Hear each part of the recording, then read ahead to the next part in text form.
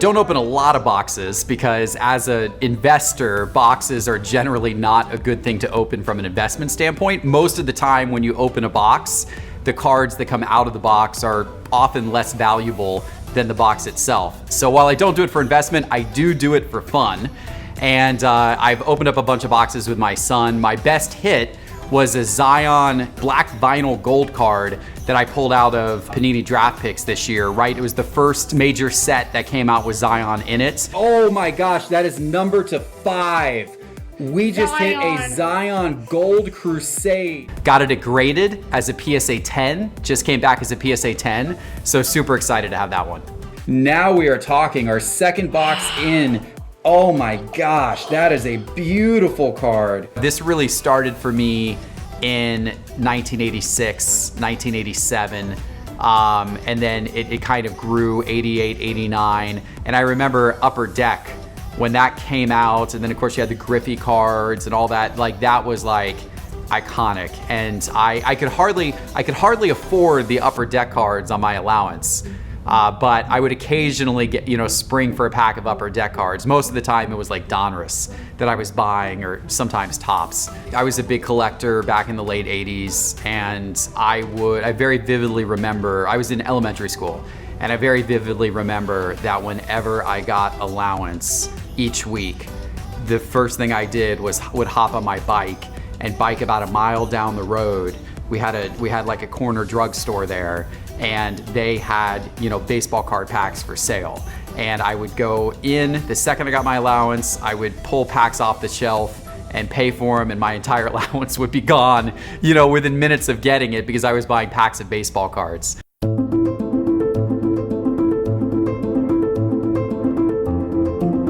We opened up a select basketball as a group recently, and I gave the packs out to the team. Oh, nice. Number to 99. There you go. It's That's a a white number to 99. Yeah, I started Sports Card Investor a couple of years ago because I was getting into sports cards as a collector and as an investor. I had gotten turned back onto it, and that really happened because my son one day came home with some football cards that my mom, his grandmother, had bought him. And I was like, oh, football cards. I haven't seen these for years. I was a huge collector as a kid, but I hadn't done it for years and years. And so I started to open these cards with him and talk to him about them and also show him some of my old cards. And I got hooked again. Hello, and welcome to the first episode of Sports Card Investor. This is going to be a fun journey, and I am happy to have you along for the ride. My name is I started Sports Card Investor because I was actually frustrated with the lack of content about looking at sports cards from an investment standpoint and a dollars and cents standpoint. It didn't exist. There was very little of it out there. And so I started it because I wanted to create the content that I myself would like to consume. And I thought that there would be others out there who would want to consume this same type of content, who were thinking the same way that I was thinking. We've been fortunate at Sports Card Investor that because we've had so many people sign up for Market Movers and watch our YouTube channel, that I've been able to now hire a team. And it's awesome because these people are absolutely so in touch with what the market's doing on a day-to-day basis. They help contribute to our content. They help put all of the data in our Market Movers data platform. It's really neat having a whole team of people working with you every day whose whole focus is understanding the movements in the sports card market. The hobby is complicated now for new investors or collectors to get into. There's so many different types of sets, so many different types of variations. It's hard to know what are the key cards you want to go after. And then you got things like grading, and there's a lot of things to factor in. So for a new investor or collector, I think the best way for them to make profit quickly is to narrow their focus on just the sport that they know the most about, maybe just the players they track the most closely, and then also just pick whatever the primary set or couple of sets are and what the primary variation or couple of variations are of those sets. Narrow your focus in. That's going to be the way that a new investor or collector actually has the opportunity to make money more quickly and not get burned. But everyone's apt to make mistakes every now and again. It's just a fact of life. You're going to make some bad investment decisions when you start buying sports cards for the first time, but it's really all about educating yourself and all about trying it out, and you'll learn real quick. and find those opportunities where you can make profit. As a sports card investor, you've really got to keep your eye on the market each day.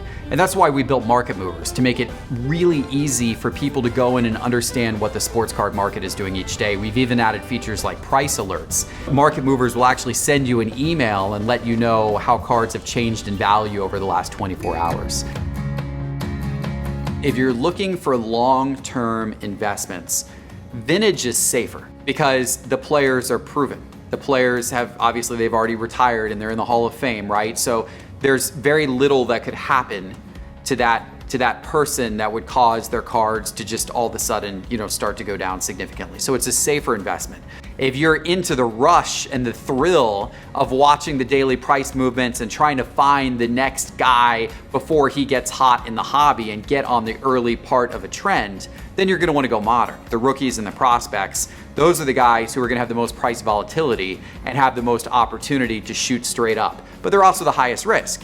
So it all depends what your risk profile is and what you're in it for. If you're looking for more short-term flipping, if you're willing to take a higher risk, then go modern and go with the younger players. If you're in it more for long-term investing and you fancy yourself to kind of be a collector of high-end things, then go vintage. Or go for the established players, like your Tom Brady's and your LeBrons, who doesn't really matter what happens with their career from here on out, they're already considered one of the greatest of all time. So some of my favorite cards from my personal collection, you got to start with the Jordan rookie, the 86 Fleer. This is a BGS 9.5 with 3 9.5s and a 10 subgrade.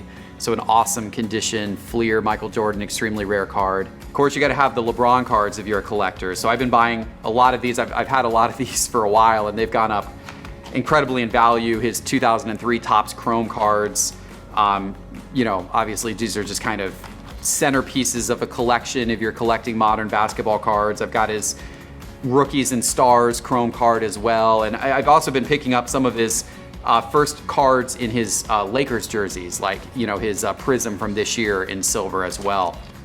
I have a huge Trae Young collection.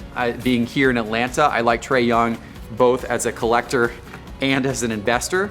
So I get a little bit of both with Trae Young. So it's full of all kinds of stuff. So we've got gold cards. This card's numbered to 10. This is 2018 Optic gold card, also numbered to 10.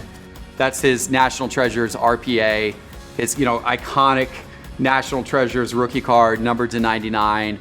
Beautiful jersey, beautiful auto. Love that card. One strategy that people sometimes use for investing is they'll buy raw cards, so cards that haven't been graded yet, and they'll look for cards that are in great condition and they'll send them off for grading. And if those cards come back gem mint, then the value of those cards are likely 3 or 4 times what you paid for the card originally. It can be tricky though, because if you're buying the card on the internet, it's hard to sometimes understand if there's surface scratches or something like that. The best thing you can do is look for cards that have very detailed photos and really study the card, make sure the centering is really good, make sure the corners are crisp, make sure the edges are crisp, and hopefully it has no type of surface defect, because those are the things that the graders are gonna look for. But if you can find those cards that are in perfect condition and send them off, then that can be an opportunity to make money in the hobby. Atlanta foul on it. This first Atlanta Hawks selection.